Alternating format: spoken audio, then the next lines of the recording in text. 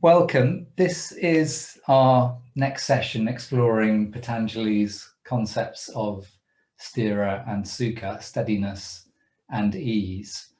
And we've looked at that in the body, we looked at that in the breath, and we've looked at a way of blending the two into our practice.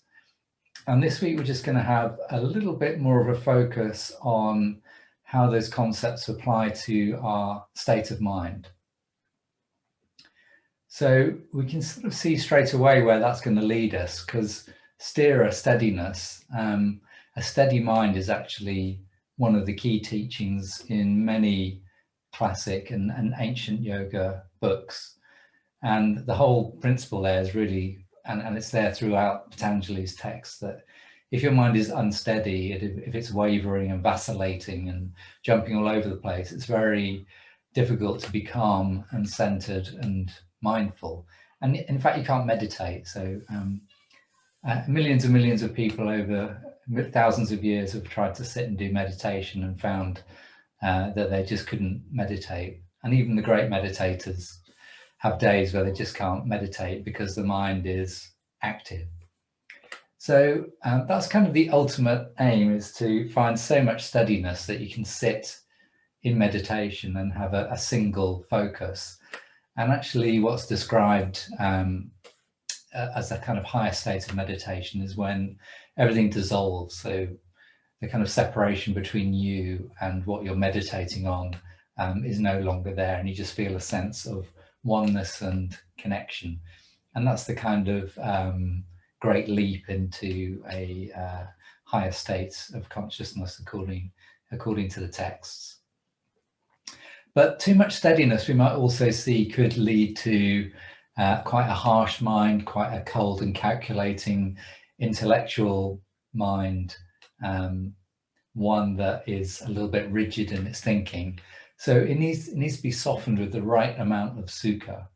So that's where the Buddhist idea of compassion would come in, that our thoughts need to be very clear and very steady, but they need to be tempered by compassion. And I just want to share one more thing before we start, which is related to COVID. And you may have read, there's many articles in the papers over the past days, weeks and months about the mental health crisis that is following the pandemic. And that has many layers. The latest one that I was reading about today is really heartbreaking account of the doubling in the amount of self-harm and teenage suicides during the pandemic in many countries. And that's just the pressure of lockdown and social isolation taking its toll. But everyone has been affected in some way, and many people are suffering heightened sense of anxiety and stress due to the pandemic. And even though we're in this phase of hopefully coming out of it shortly, and I had my jab on Friday and I'm still feeling a bit rough actually as a result of that, but we're gradually moving back. But even when we get back to normal, there's going to be this scar tissue of trauma and anxiety which will need addressing, and yoga and breathing practice and mind body medicine can really help with that.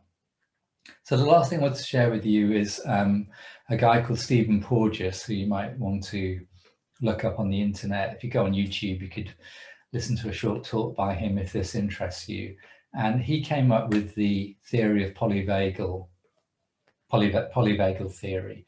And vagal is referring to the vagus nerve, and it's the main nerve in your body. It meanders through lots of different organs like the lungs and the heart, and the digestive system and the reproductive organs. And it's the main organ of what is called the parasympathetic side of the nervous system. And it creates a sense of balance and relaxation after you've been in a state of anxiety and distress. So you can see how relevant it might be to this conversation. So if people who are chronically stressed, chronically anxious, would have a very low activation of that vagus nerve. So without going into too much detail, because you can look it up yourself, the latest papers that he's published on polyvagal theory and COVID very interestingly talk about the way in which in everyday life before COVID, how much we are reliant on regulating our own physiology through our sense of connection to others.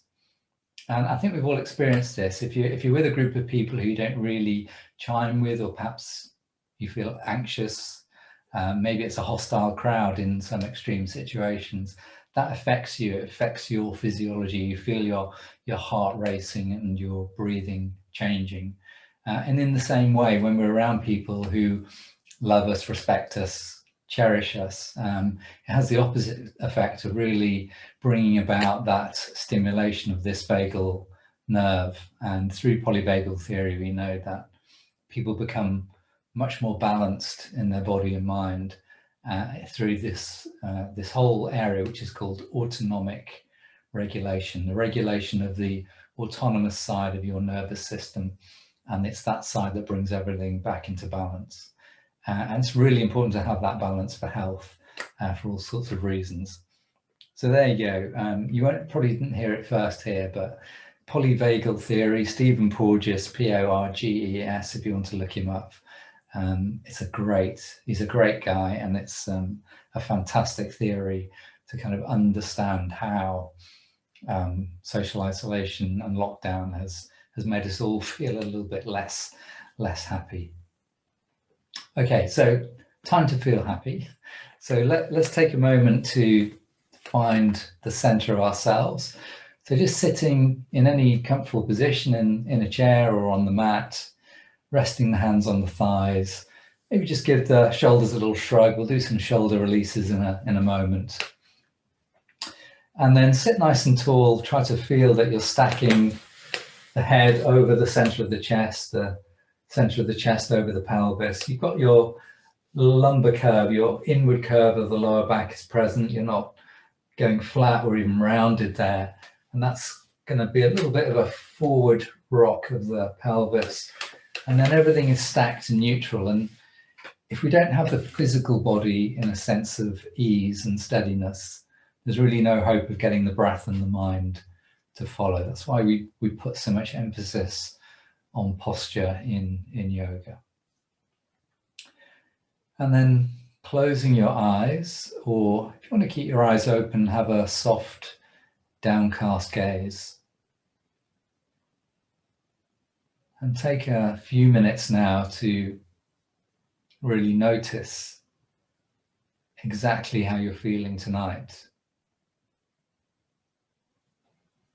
And maybe just reflect on your own experience over the past year as we're at this 12-month anniversary of the pandemic, as to how your sense of ease and equanimity, how that's been knocked a little bit off center perhaps, how it's been more of a struggle to maintain that social network that is so important to our mental and physical health.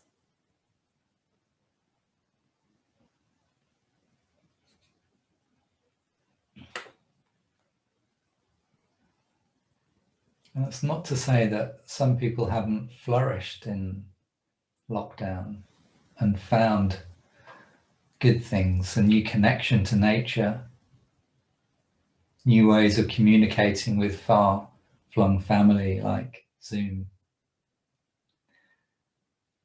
But I suspect for most of us, and for some in particular, it has been really, really hard, and we're all going to have to pull together to support the aftermath of what has happened.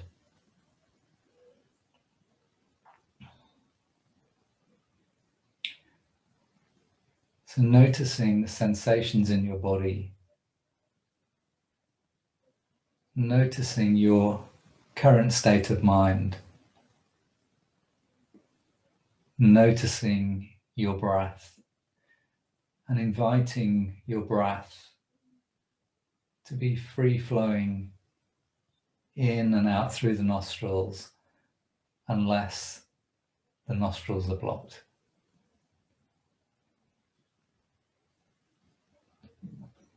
And when we're doing this nose breathing, try to have a relaxed jaw and either just relax the tongue in the mouth, or some people like to just gently feel that it's connecting towards the roof of the mouth, anywhere that's comfortable for you.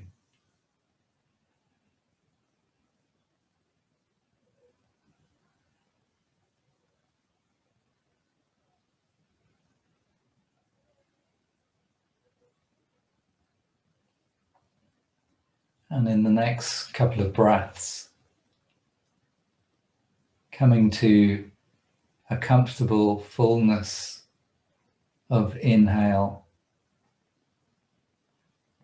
and a slight softening and lengthening of exhale, with just a slight pause at the end of the out-breath. No strain. Easy, sukha, soft breath.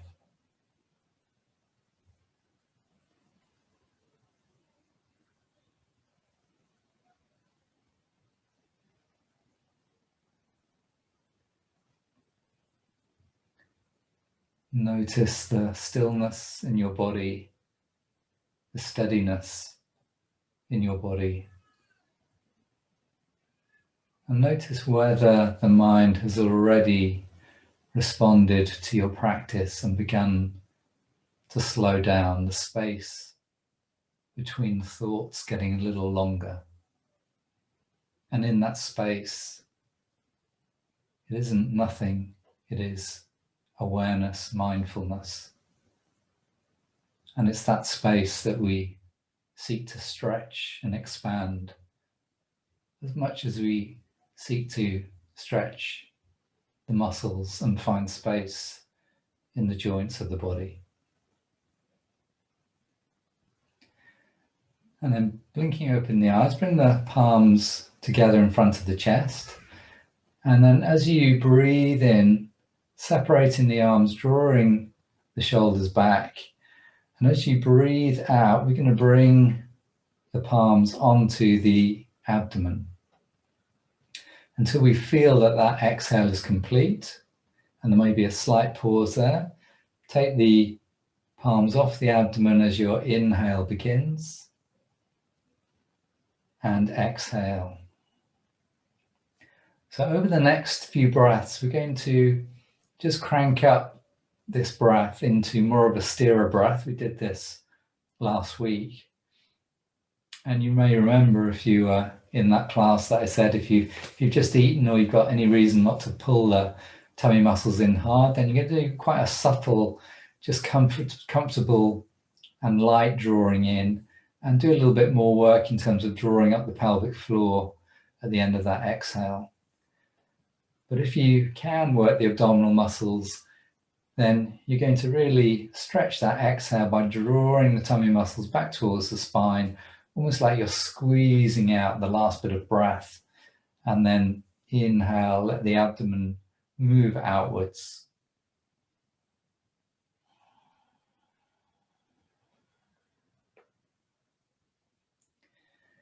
So soft expansion, more of a sukha quality to the in-breath, and more of a sthira, steadiness and strength on the exhale.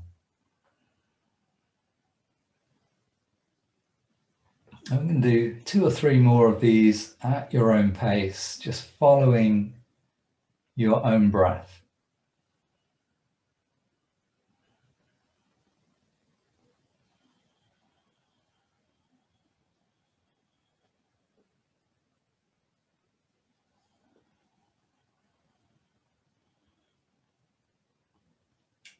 And whichever one you're on now, make this next one the last one. And then release the arms, give the arms a little shake, give the fingers a shake, let the arms hang. And as you breathe in, take the shoulders forwards and up And as you breathe out, release them back and down.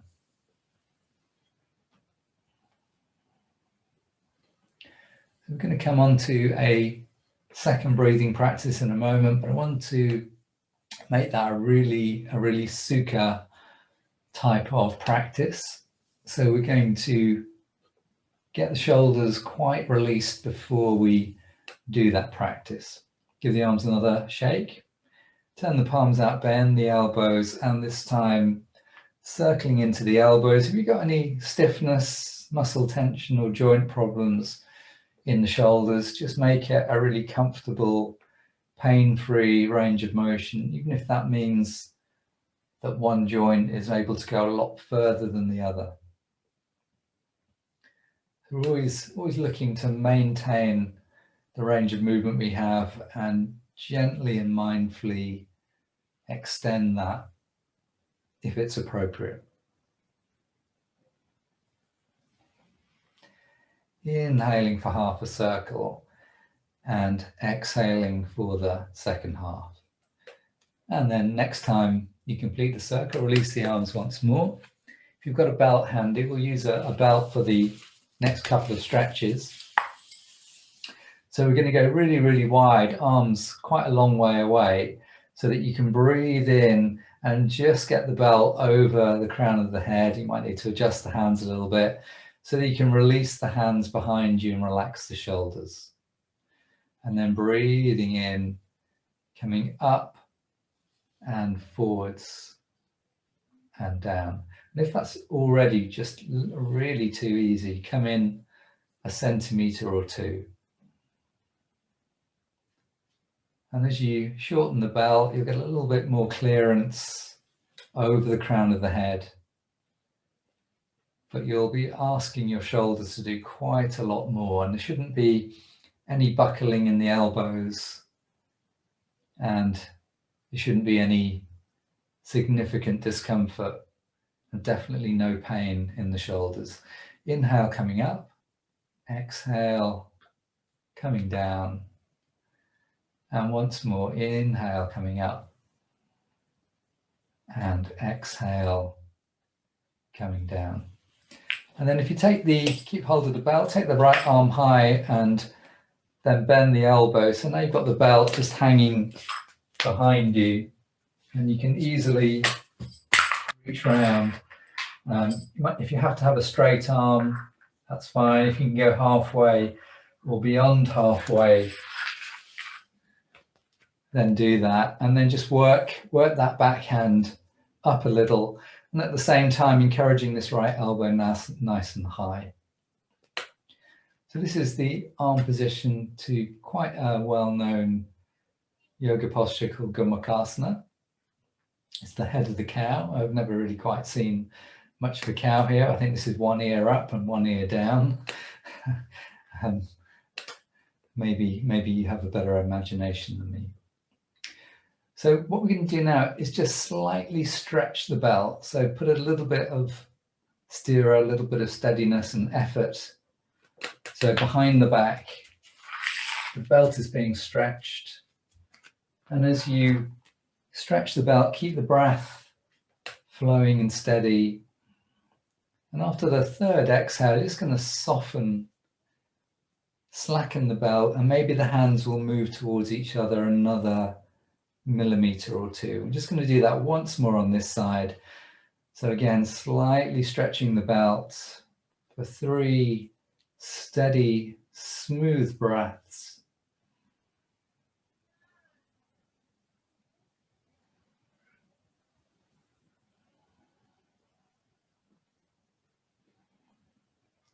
And then relax the belt, soften the shoulders, move the hands another tiny bit towards each other if they want to, but please don't be in significant discomfort and definitely not pain. And then we'll release the hands, just rest the belt over the shoulders, let the hands and arms hang, give the arms a shake, give the shoulders a shrug. I know it's not the most comfortable shoulder release, but afterwards it does tend to have quite a nice effect and a sense of space created. So just before we move on to the other side, so keep the belt over the right shoulder. We can do one more little clever nurtury thing. So nice straight arm with the left arm, and we're just going to move the belt forwards and backwards, but you're pulling down on the belt so that you, rather than it sliding on the shoulder, it's actually moving the muscles a little bit. And you can just find a good spot for you where the shoulders feel tight, and just move forwards and backwards. We won't spend long on this, but it's quite a nice thing to do if you've got a yoga belt and you want to do some practice, but actually you'd rather have a massage. Well, this is the halfway house and a lot cheaper. Okay, let's do the other side. Maybe just give the shoulders another quick release, and then we're going to take the left arm up, bend the elbow, reach behind, comfortable position. And then when you're ready, slightly tensing and stretching the belt, breathing steadily. So maybe notice what great posture you have when you do this. It's really hard to slump and round the back and collapse the lower spine when we're doing this one. So everything is drawing up through the crown of the head, through the center of the body, as well as this lovely, if slightly uncomfortable, shoulder release is taking place. And then on an exhale, soften, release the stretching. See if the hands want to creep towards each other. If they don't, that's fine. If it's really too much, go a little bit in the opposite direction. And then for the second time, put a little bit of tension into the belt. 3 of your breaths.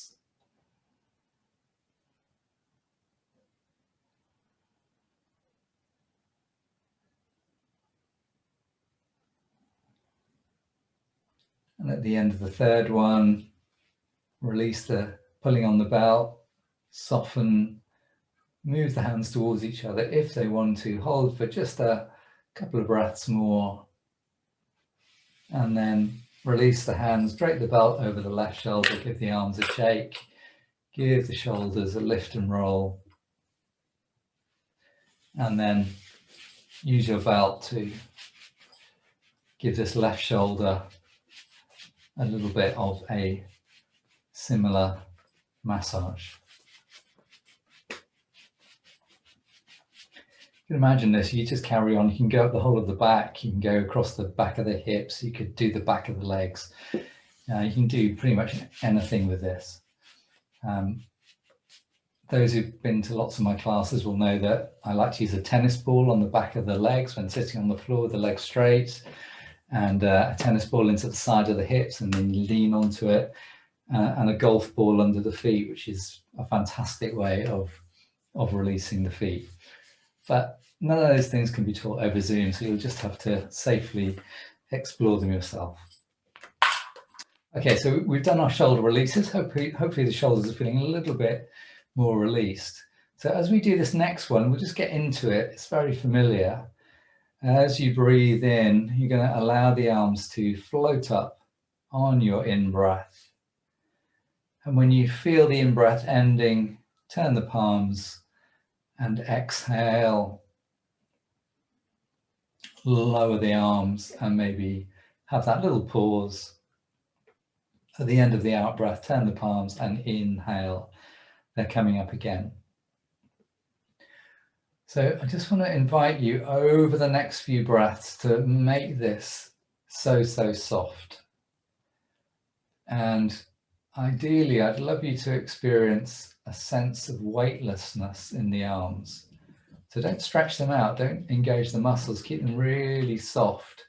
Because as the arms go up, we want to feel that the shoulders are staying down. And in fact, the shoulder blade is sliding down the back ribs and it moves slightly out towards the edge of the body, and it counterweights the arm. And in physical terms, that is where we're getting a kind of mechanical sense of weightlessness, just like the long arm of a crane. Got your little crane driver person here, and then you've got the weight behind the cabin, which is the shoulder blade, and everything becomes balanced. If the shoulders are tight and raised, then it's the opposite. the whole of the weight has to be lifted. So just keep going with that until you've got those arms feeling as light as possible. Almost as if that inhale is filling the arms with breath, and the breath itself is floating the arms up.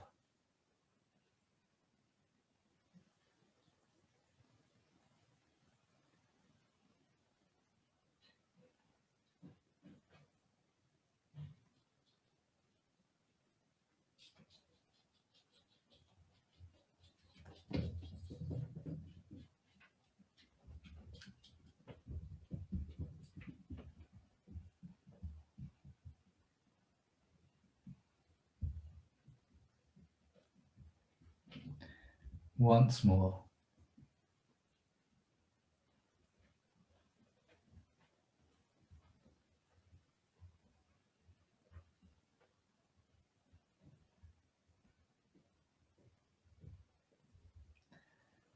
Next time the arms come down, let them hang. Let the shoulders be drawn down by the arms. Notice whatever you sense in the upper body around the shoulders and the neck. And then bring the palms back into the heart, back in front of the heart. Just taking my feet slightly further forward so the ankles are exactly stacked over the knees, feet are hip width apart or a tiny bit wider. And we're going to breathe in now and come into our cactus arms, drawing the elbows back, opening the chest, and exhaling, bringing the hands onto the thighs, and then using the arms for a supported lowering of the upper body. Let the head release last of all. Pause, end of the exhale. As you breathe in, bring the neck back into line. Use the back muscles to lift you up. Exhale.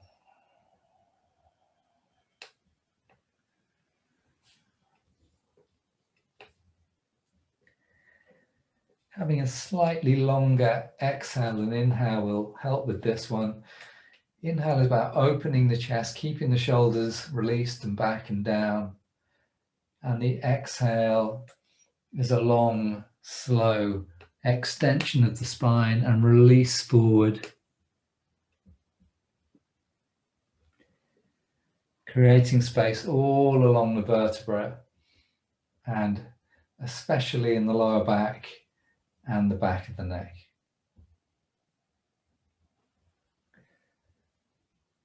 So we'll do 2 more of these in your own time.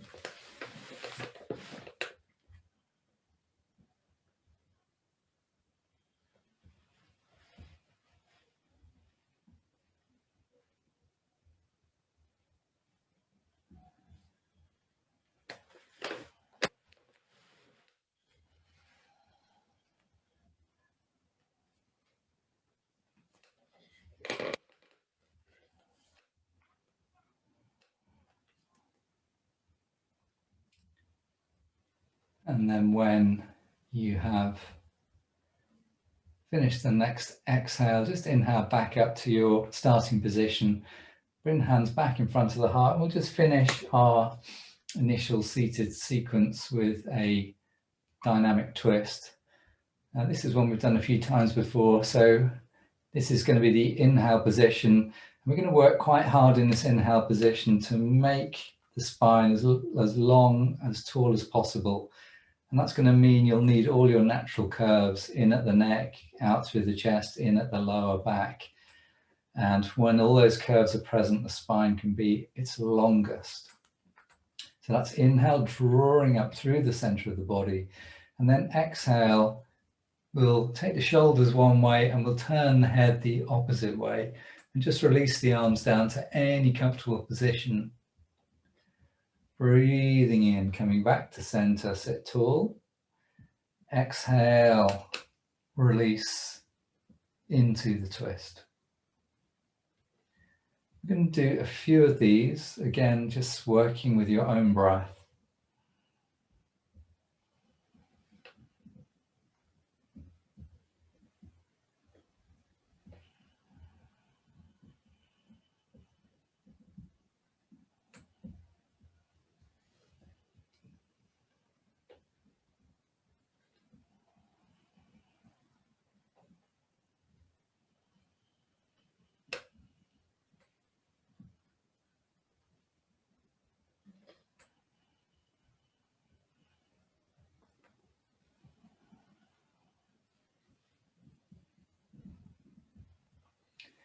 So just go once more to each side in your own time. So the ancient teachings of yoga marry perfectly with teachings of modern physiology, neuroscience, many of the disciplines. Neurophysiology is another one that's emerging. To say that the idea that the body and the mind are separate is really completely out of date and of no practical use these days. The state of the mind will affect the body, and the state of the body will affect the mind. The two are just two sides of the same coin. If you hold a lot of tension, if your body is out of balance, if you have a lot of stress hormones, then that will feed through into the mind. And in the same way, if the mind is very anxious and stressed, that will stimulate the release of the very same stress hormones. Raised blood pressure, have lots of negative effects. So it's through our yoga practice that we're just looking to experience an unwinding of some of those effects, even if they're quite subtle in your own life, that your stress isn't that much, but there's a little bit there.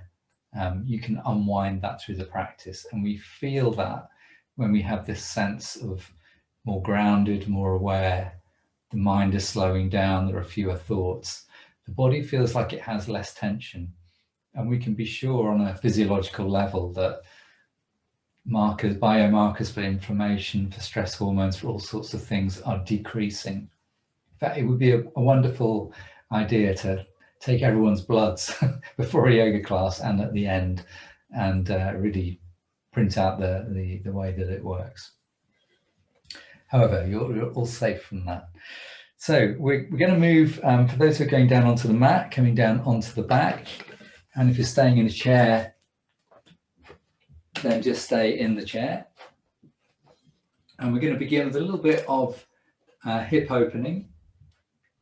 First of all, we'll just ease ourselves into the new position. So if you're lying on the back, draw the knees in over the chest, hold the shins or the back of the thigh, and just rock from side to side. And if you're in a chair like I am, you're just going to do this upper body circling in a couple of directions.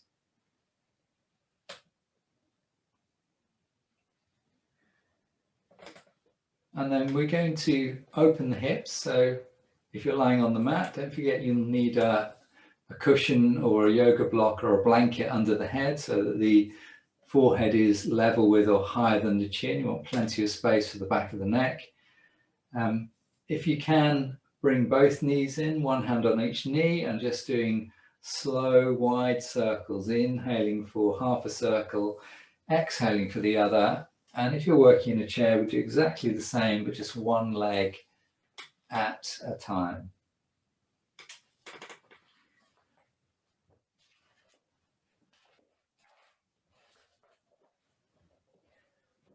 So take your time with this one. The hips are a powerful weight-bearing joint, and sometimes they just need a little bit of time to yield the space that may be there, especially if you've been sitting around a lot.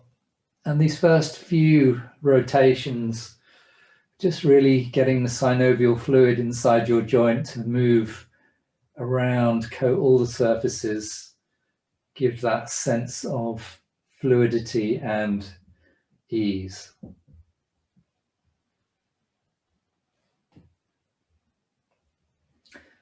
Lovely. So the next time the knees come together, take the feet down. The knees and feet are together now. So for those who are on the mat, I'd like to keep the lower back flat on the floor. That'll mean a slight tuck of the pelvis, maybe a slight engagement through the abdominal muscles. So everything's flat here, back of the neck feels long. And as you breathe in, you're going to take the arms overhead. And then as you breathe out, you're going to allow the knees to separate just as far as is comfortable. So if you had really open hips, you might end up with the knees close to the floor, soles of the feet together. That's exhale. Inhale, bring the knees together, and exhale, bring the arms back. Just run through that once more. Inhale, arms overhead, stretch and lengthen. Exhale, separate the knees. This is actually Supta Baddha Konasana. Inhale, bring the knees together, and exhale, bring the arms back. See if you can maintain a flat lower back or only a very slight curve. You will want to go a little bit more curved when you are taking the arms overhead. Just carry on with that for a few more rounds. Doing a very similar thing in the chair, so feet together, breathing in, cactus arms, breathing out, take the knees wide. Inhale, bring the knees together. Exhale, soften and lower the arms. Inhale, exhale, inhale, exhale. So just one or two more rounds at your own pace with that one.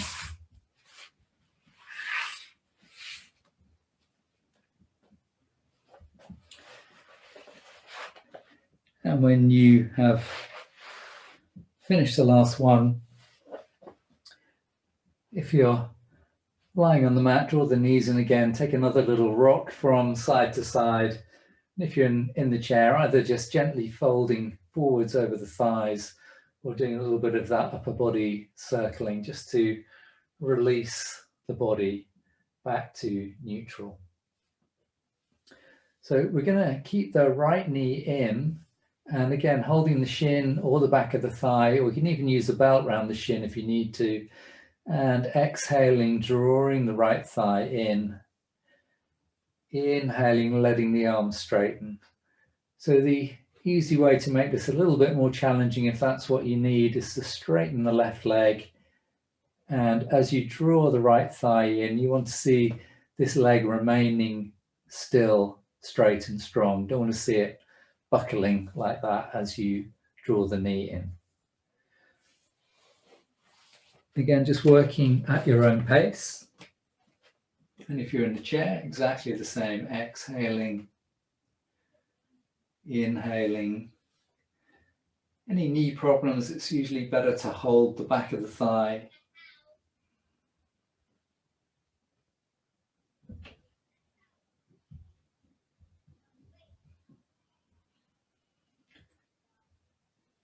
And at the end of the next inhale, release the right leg, change sides, and in your own time coming into the same practice, working on the left leg, tuning into that steady breath, smooth inhale, slightly longer exhale.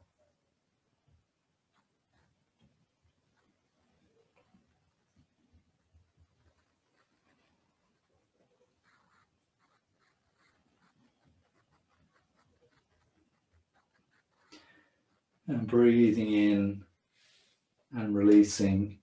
And then if you're in a chair, just give the legs a little bounce up and down, rock from side to side. If you're on the mat, hug the knees in.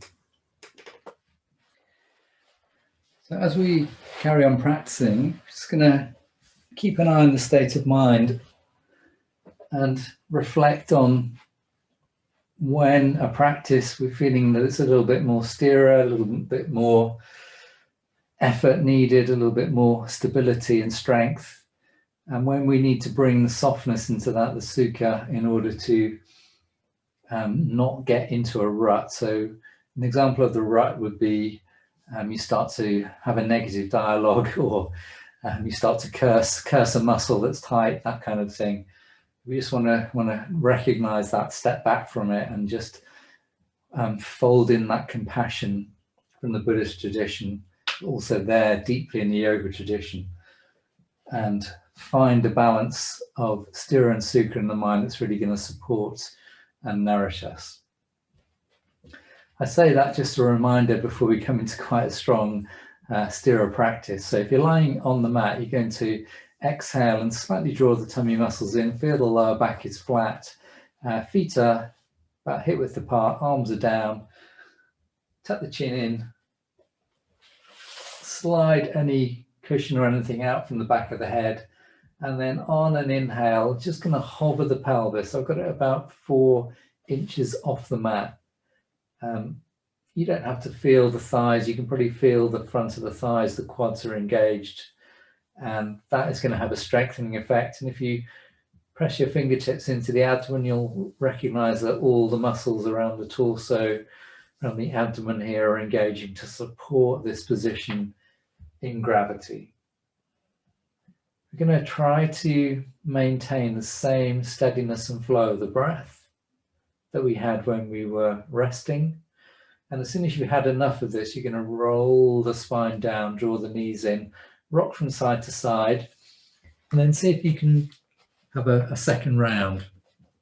If you're finding it really easy, then just stay with the lift, keep working on the breath, but recognize when there's too much Sthira coming into the mix, it's becoming a strain on the body, and just release yourself and then come back up, because these muscles recover very quickly.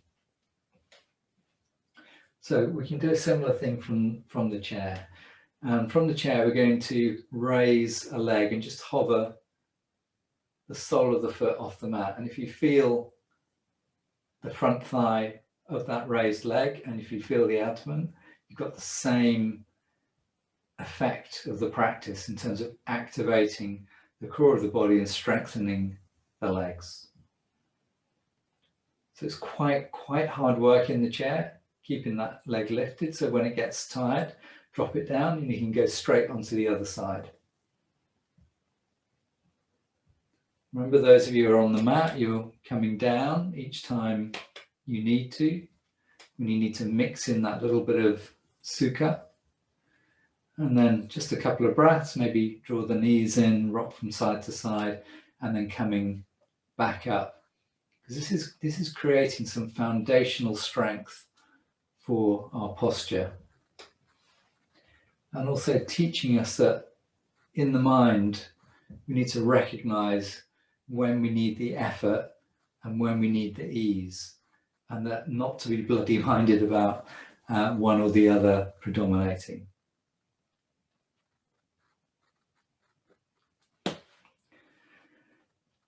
So we'll go into a slightly deeper version of the practice, which isn't actually much more strengthening. I'll just demonstrate the chair version first. So you can hold the sides of the chair if you've got an appropriate chair, and this time you'll be raising the right foot, but also drawing and opening the upper chest, keeping the back of the neck long, not lifting the head at all about the shoulders and the upper chest. And if you're working on the mat, this is an invitation just to come a little bit higher. So keep floating the pelvis up, keep floating the pelvis up until you reach your comfortable maximum, and you've got that sense of space and lift through the upper chest, not in the lower back. So keep the tummy in, keep the length through the lower back, lift and open the upper chest, and use this position without anything under the back of the head to get a little bit of sense of lengthening in the back of the neck. Just be a little bit careful of that if that area is tight, and if it is tight, it may mean that you need a blanket under the shoulders.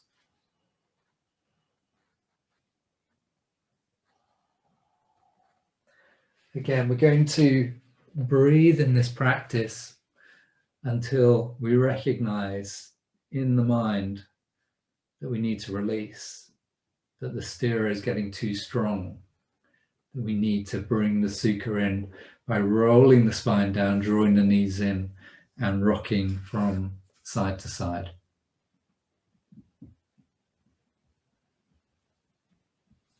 And then you're going to go again.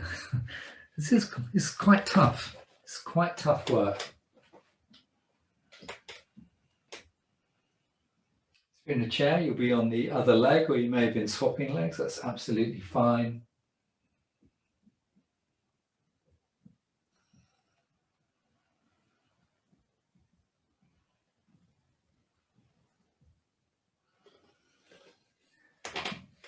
And even though we're engaging a lot of muscles in the body as we do this, we're always going to want that flowing, easy breath to overlay whatever it is we do. As soon as the breath becomes disturbed, that's a definite sign for the mind to recognize that the sthira has gone out of balance, become too strong, and you need to soften and release.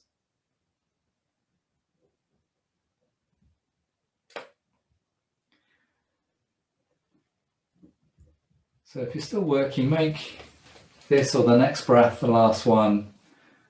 Roll down the spine for the last time. If you're lying on the mat, draw the knees in. If you're in the chair, just coming forwards and rocking the upper body from side to side. So we can do a cat and a dog and come up to standing. So you'll remember, if you're in the chair, hands towards the knees is the rounded back position, but in cat, it's a rounding of the back in order to stretch out the vertebra at the back of the body and to engage a little bit of core at the front of the body. And the inhale is to go the other way, slide the hands up towards the hips, draw the shoulders back, open the chest. So a lot of undulation in the spine. And if you are working from the mat, you'll be padding the knees and the hands will be on the mat in front of the shoulders, or the forearms will be resting on the chair. And if you have any knee problems, you'll be doing the cat using the back of the chair.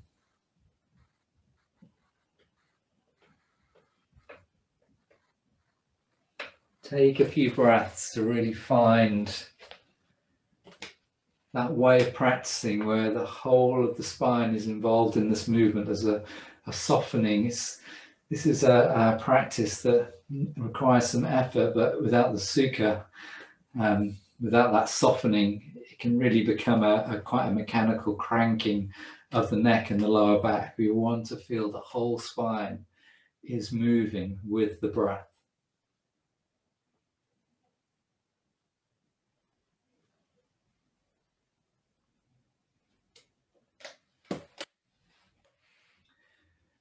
And then the next time you inhale, just come back to your starting position.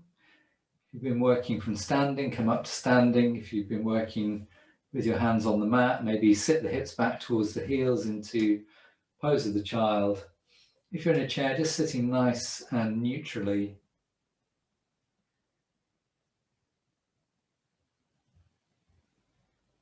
Notice how you feel. Notice the quality of the mind. And then moving on to our final practice before coming up to standing, which is going to be downward dog. So if you're working in a chair, inhaling both arms up, one leg, extending, exhale down. We'll do the dog dynamically. And if you are working from the mat, you'll be coming up into the pose you know so very well. But you might choose to use the back of the chair. That'll be particularly useful if you have a reason not to take the head below the heart, like high blood pressure, glaucoma, or any other cardiovascular issues. So those in the chair are working dynamically. Those who are working from the mat or using the back of the chair, just holding the dog for an appropriate amount of time And again, reflecting, noticing how you feel, allowing the mind to judge when that balance of Sthira and Sukha needs to be rebalanced by releasing from the pose.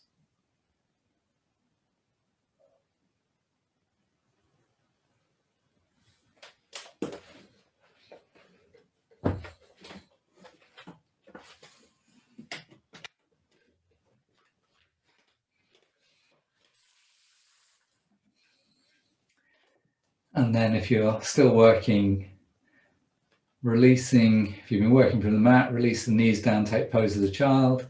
Been using the back of the chair, come up to standing. And if you have been working from the chair, just sit, release the shoulders, move the body in any way you need to feel that you're coming back to neutral. And then those who are able to work from standing, coming into Tadasana, the mountain pose, just standing with the feet hip width apart, arms hanging from the shoulders. And just activate the feet first of all. So as you breathe in, extend the toes, lift them slightly if you can. Exhale, relax. Inhale, grip the floor with the toes, let the heels come up slightly.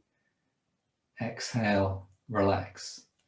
So obviously it's a lot easier in the chair because you don't have the balance, but you've got all the same muscle work to reawaken the feet and keep them active. So we will be coming into a little bit of balancing, a little bit more, raising the heels a little bit higher if you're standing. If you've got any doubt about the balance, then have the back of the chair or a wall close by. So we'll release the hands, we'll turn the palms out and we'll inhale and sweep the arms up, lifting the toes. And we'll exhale, hands to heart, and relax the toes down. Let's do 2 more with the toes. Really work them as hard as you can. These muscles can feel a little bit weak.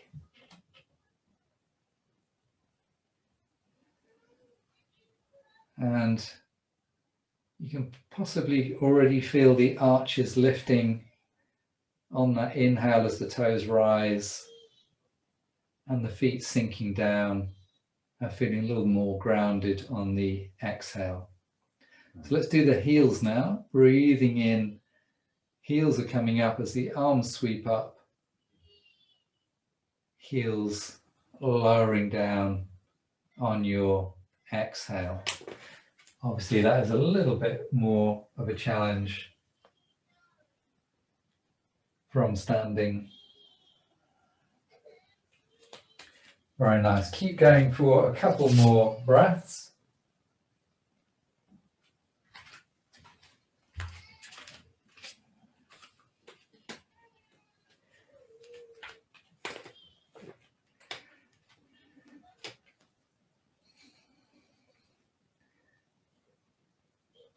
And then the next time you're working on the heels, do that one last balance and then exhale, come back down, feet flat on the floor, sitting in the chair or standing, and then bring the hands in front of the heart and we'll come into our modified sun salutation. So breathing in, opening the chest, cactus arms. Exhale, taking the hands to the thighs and forward fold. Inhale, come halfway up, hover the hands to use the back muscles a little bit more if you want to. Exhale, fold a little deeper. Inhale, coming up with a flat back. Exhale, hands in front of the heart. Still doing that long exhale and pause. Reflect that in the movement. Inhale, reaching up. Exhale to your right. Inhale, come to center. Exhale, hands to heart. Inhale, reaching up. Exhale to the left. Inhale, reaching up. Exhale, hands to heart.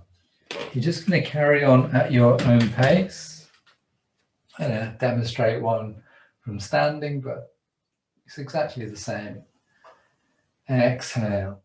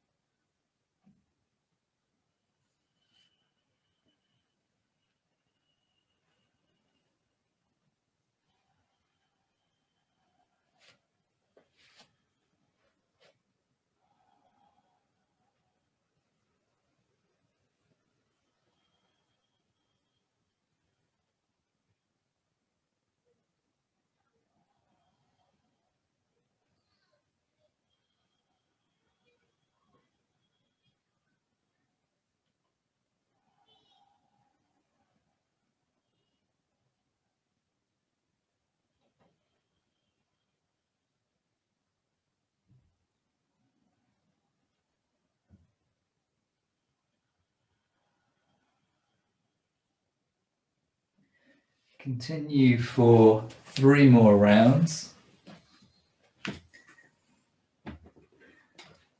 Just like to invite you, as you carry on practicing your sun salutations, to make this like the peak practice of the class, in terms of really finding that perfect balance of effort and release, of steadiness and ease in the physical body, in the breath, but absolutely in the mind.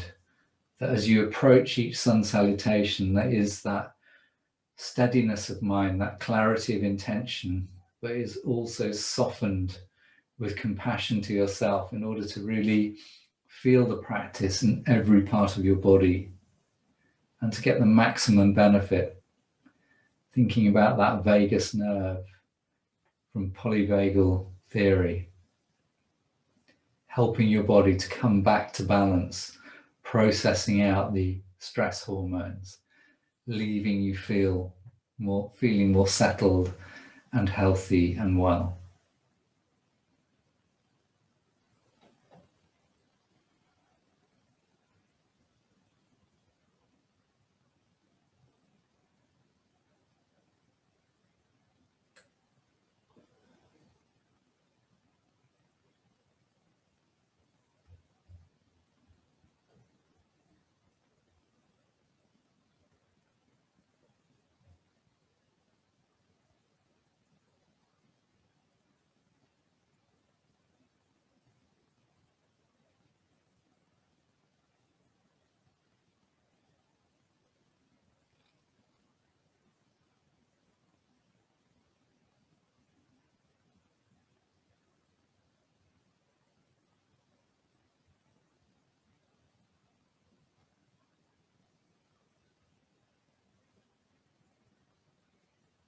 It really doesn't matter how many you do. Again, that is just slightly too much sthira in the mind. So if you're still working, make the next one, or the one you've just started, the last one.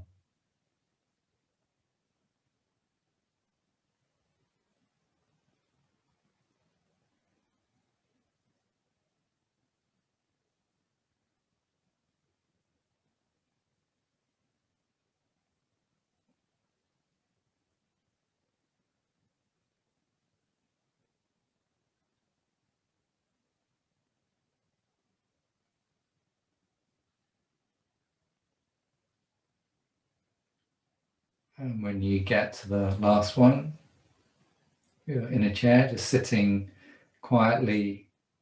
Close your eyes if you want to. Notice how you're feeling in your body, your breath, your mind. If you've been working from standing, just standing in mountain pose. Eyes closed or downcast.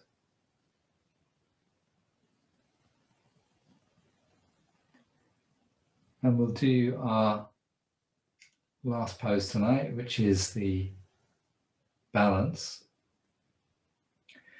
So if you do need to work from a chair, you're just going to be breathing in and breathing out, in and out of the heron balance, alternate legs. As we said before, it doesn't really improve the balance that much. So if you are able to come out of the chair, even if you need the wall or back of a stable chair for support, best to use that.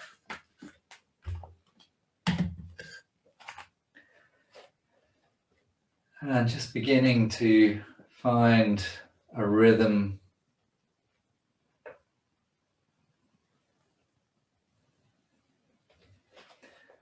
and being really, really kind to yourself. Lots of compassion in the mix, because who knows, this might be a great night for your balance,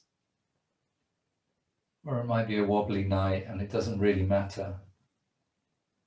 So if you are only lifting the heel, keeping the toes on the mat, that's absolutely fine. If you're really needing that support of the chair or the wall, that's absolutely fine as well.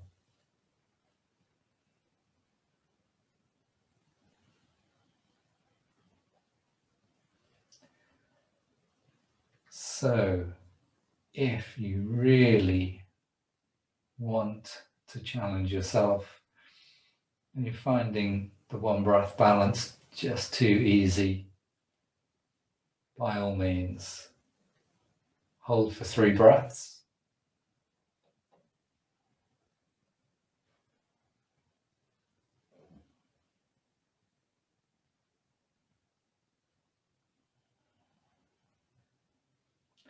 And then change sides.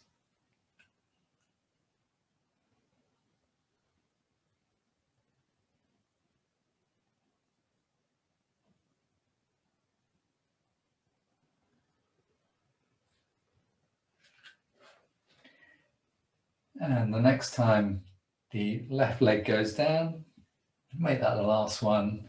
Give the shoulders a little release, give the arms and legs a shake. We're going to come down onto the mat now for our supported inversion, blanket under the head, a yoga block under the hips if you have one, and if you're in a chair, using another chair just to raise the legs or a footstool.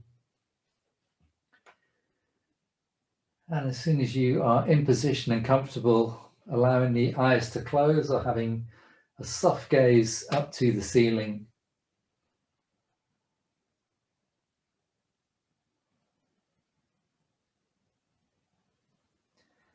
Keeping the breath in the same easy rhythm, allowing your body and your mind to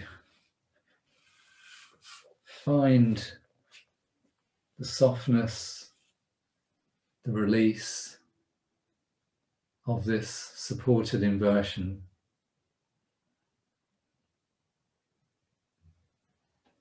Allowing the benefits of just shifting gravity for a minute or two to have their effect on the body.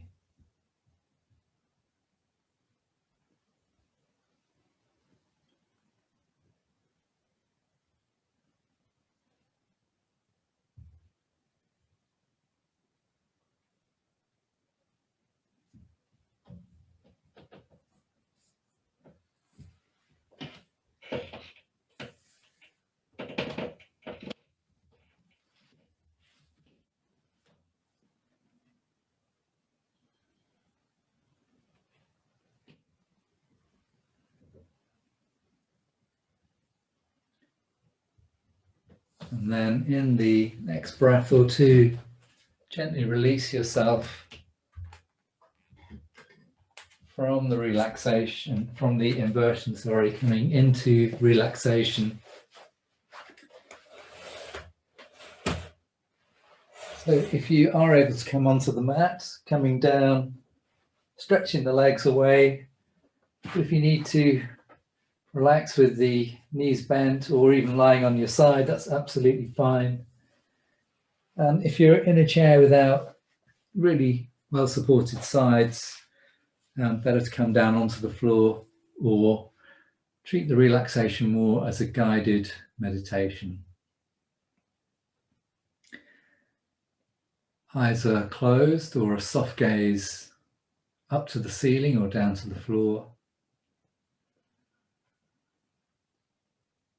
Connect to the sensations in your body in this new position. Connect to your breath. And notice the mind. And in this relaxation, we're trying to hold a neutral position, a position of awareness, of witness.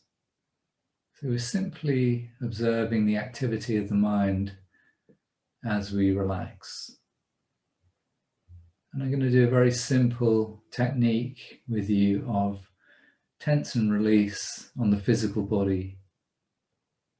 But as we move through the physical body, your job is to do the little tense of muscles and relax. But the main thing is to hold that neutral space, observe what comes into the mind, thoughts of a contracting, driven, Sthira nature, or thoughts of a soft, compassionate Sukha nature. Just to get a little bit more insight as to the patterns of thinking that our minds are generating. So bring your awareness to the whole of the right leg. Whatever position you're in, appropriately contract and tense the muscles of the right leg. And as you exhale, relax the right leg.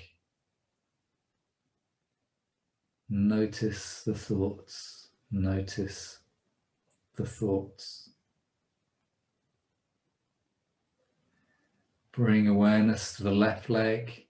And as you breathe in, appropriately contract the muscles of the left leg. And as you exhale, soften, release. Notice your thoughts.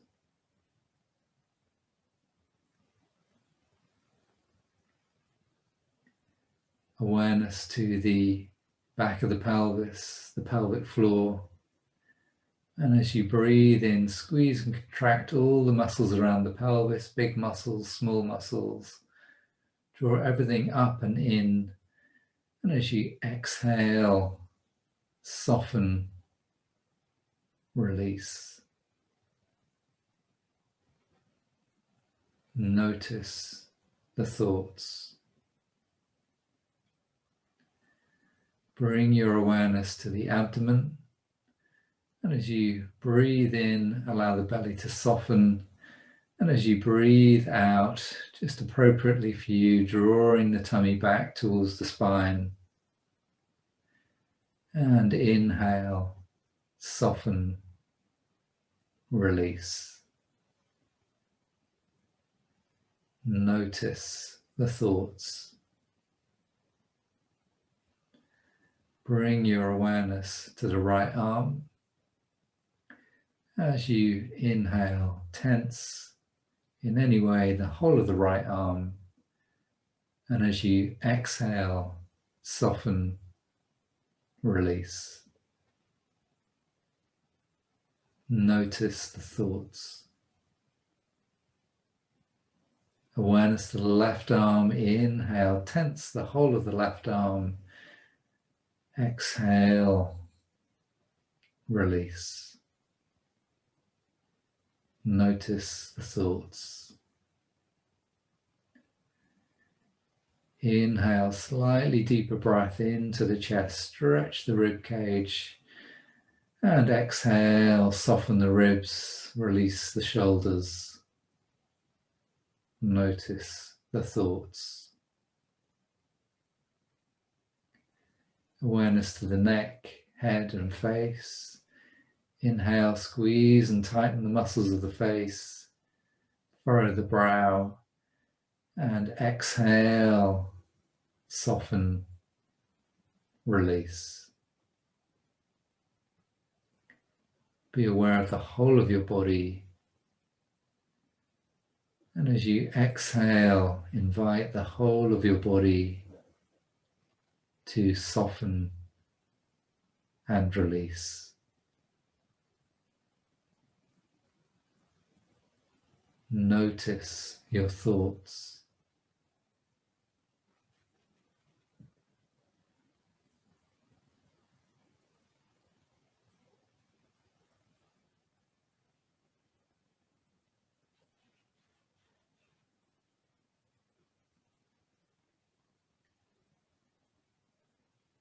Inhabit the body fully.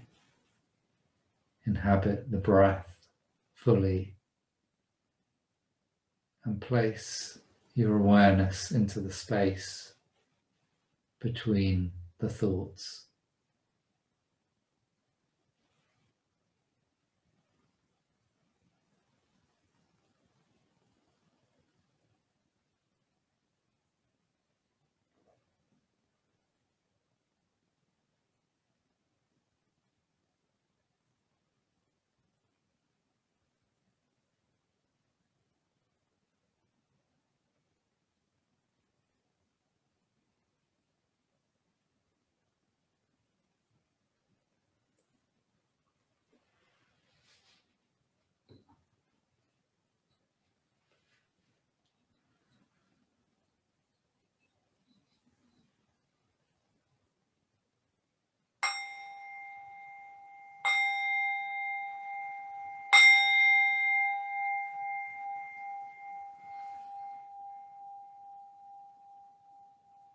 Allow your breath to deepen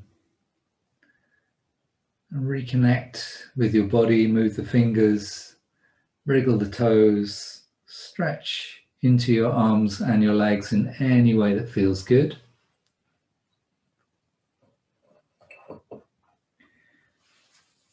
And as you've been lying on your back, bend the knees, roll onto your side, and take a few breaths there before coming back up to sitting.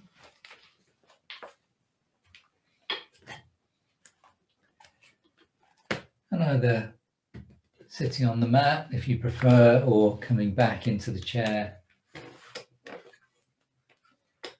We're going to close with just a few more breaths, working with the eyes closed or downcast.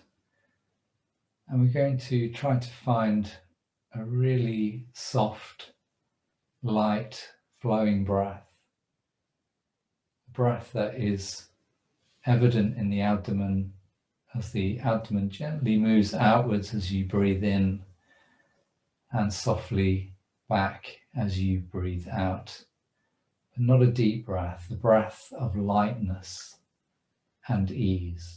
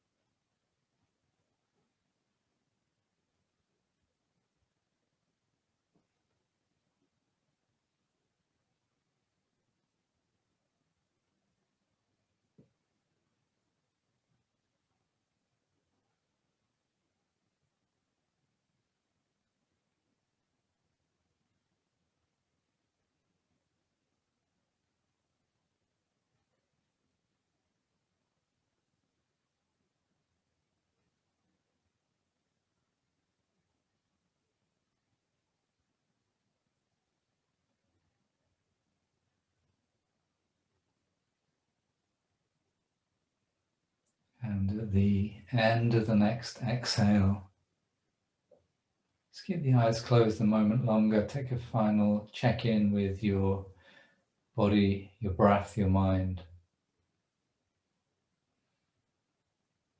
And then when you're ready, blinking the eyes open. Thank you very much for joining me again.